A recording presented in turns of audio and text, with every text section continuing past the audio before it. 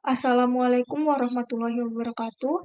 Kami dari kelompok 10 akan mempresentasikan materi properti investasi. Sebelumnya, perkenalkan anggota kelompok 10. Yang pertama Nurdayati dengan NIM 2019017062. Yang kedua Mareta Sastriana dengan NIM 2021017046. Yang ketiga Resti Kristina Dewi dengan NIM 2021017051. Yang keempat Muhammad Sabitul Atsmi dengan NIM 2021017060.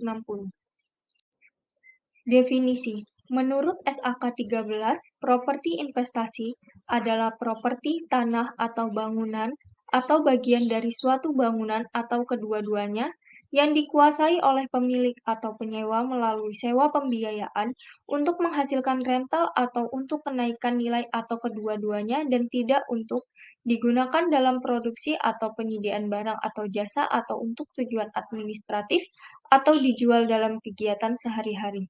Properti investasi ini merupakan aset tetap yang dimiliki oleh pemilik atau aset tetap yang disewa melalui perjanjian sewa beli leasing atau sewa operasi. Properti investasi berupa A. Tanah, B. Bangunan, C. Tanah dan bangunan, D. Bagian dari bangunan, ruangan-ruangan dalam bangunan. Selanjutnya, aset berikut ini tidak pernah dimasukkan dalam kelompok properti investasi. Yang pertama, properti yang dimaksudkan untuk dijual dalam operasi normal entitas. Yang kedua, properti yang dibangun atau dikembangkan sebagian oleh pihak ketiga. Yang ketiga, properti yang digunakan dalam operasi normal entitas. Yang keempat, properti yang sedang dibangun atau dibangun untuk dimanfaatkan sebagai properti investasi di masa yang akan datang. Yang keempat, properti yang disewakan kepada pihak lain dengan persyaratan sewa pembiayaan.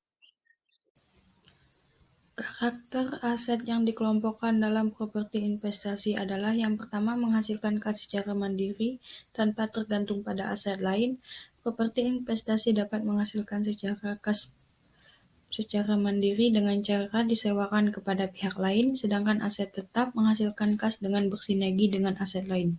Contohnya pada entitas perusahaan dagang, tanah dan bangunan bersama-sama dengan peralatan dan persediaan akan menghasilkan kas melalui penjualan persediaan barang dalam. Yang kedua, jika dalam transaksi penyewaan aset, entitas menawarkan tambahan jasa. Nilai tambahan jasa tidak signifikan dibanding dengan pendapatan sewa yang diterima. Tambahan jasa berupa jasa kebersihan, jasa keamanan, catering, atau laundry kepada para penyewa ruangan. Jika tambahan jasa lebih atau signifikan dibandingkan pendapatan sewa, maka kas tersebut dikelompokkan sebagai aset tetap. Kemudian lanjutan, entitas yang memiliki bangunan, gedung, kantor, atau apartemen menggunakan salah satu bagian dari bangunan tersebut sebagai tempat produksi atau penyediaan jasa atau untuk tujuan administratif dan menyewakan bagian yang lain kepada pihak luar. Maka entitas akan mengakui bangunan tersebut sebagai properti investasi. Yang pertama, jika entitas tidak dapat memisahkan dan menentukan nilai bagian yang digunakan sendiri maupun yang disewakan. Yang kedua, bagian yang digunakan dalam proses produksi atau persediaan barang-barang atau jasa untuk tujuan administratif jumlahnya tidak signifikan. Yang ketiga, jika entitas menyediakan tambahan jasa ancillary service kepada para penghuni properti dan jasa tersebut tidak signifikan terhadap keseluruhan perjanjian. Kemudian yang B, ada aset tetap. Jika entitas tidak dapat memisahkan dan menentukan nilai bagian yang digunakan sendiri maupun yang disewakan, dan bagian yang digunakan dalam proses produksi atau persediaan barang-barang atau jasa untuk tujuan administratif jumlah signifikan, jika entitas menyediakan tambahan jasa kepada para penghuni properti dan jasa tersebut signifikan terhadap keseluruhan perjanjian. Kemudian yang C, properti investasi dan PPE jika bagian yang digunakan sendiri oleh entitas maupun bagian yang disewakan dapat ditentukan nilai jualnya dengan nilai secara terpisah atau disewakan secara terpisah, maka aset tersebut akan diakui sebagai properti investasi sekaligus aset tetap dengan proporsi masing-masing.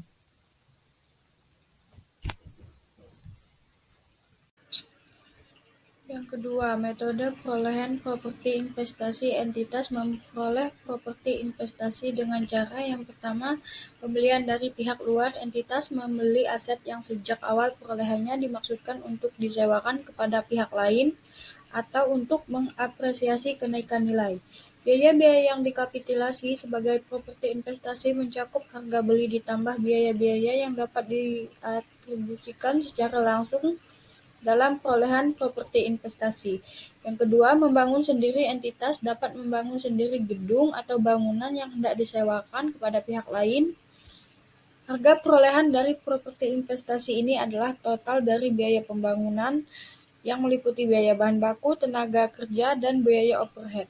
Pada masa konstruksi, aset yang sedang dibangun diakui sebagai konstruksi dalam pengerjaan dan direkreasikan sebagai properti investasi. Yang C. Alih fungsi atau reklasifikasi dari aset tetap. Entitas juga dapat mengalihfungsikan aset tetap pada awalnya digunakan sendiri sebagai properti investasi. Ketika aset tetap tersebut mulai disewakan kepada pihak lain, maka perolehan properti investasi adalah nilai wajar dari aset tetap pada tanggal reklas transfer. Yang ketiga, pengakuan properti investasi. Kriteria pengakuan properti investasi sama halnya dengan properti pabrik dan peralatan yang diatur dalam SAK 16. Properti investasi diakui sebagai aset jika yang pertama terdapat kemungkinan manfaat ekonomi di masa mendatang yang melekat pada properti akan mengalir ke entitas, dan yang kedua, biaya perolehan properti dapat diukur secara akurat. Pertama kali properti investasi diakui atau dicatat sebesar biaya perolehan plus biaya-biaya transaksi yang dikeluarkan untuk mendapatkan properti investasi. Setelah pengakuan awal, entitas dapat memilih kebijakan akuntansi dengan dua metode, yaitu metode nilai wajar atau fair value metode, atau yang kedua metode biaya. Kebijakan akuntansi yang telah dipilih harus diterapkan ke semua properti investasi yang dimiliki entitas. Sekali kebijakan akuntansi dipilih, maka kebijakan tersebut tidak akan berubah kecuali perubahan kebijakan tersebut menghasilkan penyajian yang lebih memadai. SAK 13 menyebutkan bahwa perubahan metode dari model nilai wajar ke model biaya tidak menghasilkan presentasi yang lebih memadai. 4. Kriteria pengakuan properti investasi saham. Kriteria pengakuan properti investasi saham sama halnya dengan properti, pabrik, dan peralatan yang diatur dalam SAK 16. Properti investasi diakui sebagai aset jika yang pertama terdapat kemungkinan manfaat ekonomi di masa mendatang yang melekat pada properti akan mengalir ke entitas, dan yang kedua, biaya perolehan properti dapat diukur secara akurat.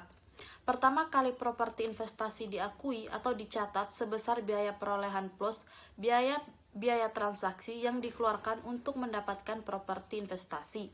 Setelah pengakuan awal, entitas dapat memilih kebijakan akuntansi dengan yang pertama metode nilai wajar, fair value metode, atau yang kedua metode biaya. Kebijakan akuntansi yang telah dipilih harus diterapkan ke semua properti investasi yang dimiliki entitas. Sekali kebijakan akuntansi dipilih, maka kebijakan tersebut akan berubah kecuali perubahan kebijakan tersebut menghasilkan penyajian yang lebih memadai. SAK 13 menyebutkan bahwa perubahan metode dari metode nilai wajar ke metode biaya tidak menghasilkan prestasi yang lebih memadai. 5. Pengakuan properti investasi. A. Nilai wajar dengan menerapkan model. Nilai wajar entitas seharusnya yang pertama merevaluasi semua properti investasi ke nilai wajar atau harga pasar setiap akhir periode akuntansi. Yang kedua, mengakui perubahan nilai wajar sebagai keuntungan atau kerugian yang disajikan dalam laporan laba rugi komprehensif. Yang ketiga, tidak melakukan penyusutan atas properti investasi. Model nilai wajar ini berbeda dengan model revaluasi yang diatur menurut SAK 16, di mana A. Metode revaluasi bila terjadi kenaikan nilai wajar akan dilaporkan di laba komprehensif lainnya atau tidak masuk dalam keuntungan atau kerugian dan dikreditkan cadang revaluasi atau revaluation surplus Bila terjadi penurunan nilai wajar, akan diperlakukan sebagai pengurang cadangan revaluasi atau diakui sebagai rugi penurunan nilai dalam laporan laba rugi komprehensif. B. Model nilai wajar bila terjadi kenaikan nilai wajar akan dilaporkan sebagai keuntungan dalam laporan laba rugi komprehensif. Bila terjadi penurunan akan dilaporkan sebagai kerugian dalam laporan laba rugi komprehensif. Ya, saya akan melanjutkannya.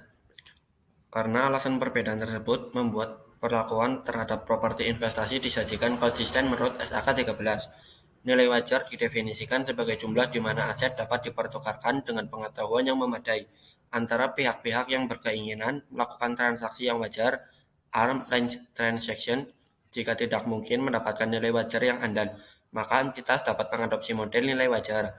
Pengecualian ini berlaku untuk semua properti investasi dengan menggunakan salah satu model di atas. Kemudian yang B, model biaya. Model biaya mengikuti ketentuan menurut SAK 16. Properti investasi dinilai sebesar harga perolehan dan selain tanah elemen, properti investasi disusutkan. Ya, contohnya sebagai berikut. Pada tanggal 1 Januari 2010, entitas D membeli gedung yang diniatkan untuk investasi. Harga perolehan gedung yaitu sebesar 1 miliar dengan biaya transaksi 10 juta. Jumlah yang dapat disusutkan sampai tanggal ini sebesar 300 juta. Properti tersebut memiliki umur manfaat 50 tahun. Pada akhir tahun pertama, nilai wajar dari properti investasi tersebut naik menjadi 1,3 miliar. Diminta tunjukkan jumlah yang seharusnya dimasukkan dalam laporan keuangan entitas D pada tanggal 31 Desember 2010 dengan menggunakan yang pertama model biaya, yang kedua model nilai wajar. Ya, di sini saya izin menjawab. Yang pertama dengan menggunakan model biaya. Dalam laporan posisi keuangan, properti ini akan disajikan sebagai berikut. Properti investasi sebesar 1 miliar 10 juta yang berasal dari harga perolehan gedung sebesar 1 miliar dengan biaya transaksi 10 juta. Akumulasi penyusutan 300 juta dibagi 50 tahun sebesar menjadi 6 juta. Kemudian dikurangi akan mendapatkan hasil nilai tercatat sebesar 1 miliar 4 juta. Dalam laporan laba rugi komprehensif akan dicantumkan beban penyusutan sebesar 6 juta. Yang kedua, dengan menggunakan model nilai wajar. Dalam laporan posisi keuangan, properti investasi akan disajikan sebesar 1 miliar 300 juta. Menurut model nilai wajar, properti investasi ini tidak disusutkan dan perubahan nilai wajar akan dilaporkan dengan jurnal. Pada tanggal 31 Desember 2010, properti investasi sebesar 290 juta yang berasal dari 1 miliar 300 juta dikurangi dengan 1 miliar 10 juta. Keuntungan atas kenaikan nilai wajar sebesar 290 juta. Kemudian, keuntungan atas kenaikan nilai wajar akan dilaporkan di laporan laba komprehensif sebesar 290 juta rupiah. Sekian presentasi dari kelompok kami, kurang lebihnya mohon maaf. Salam.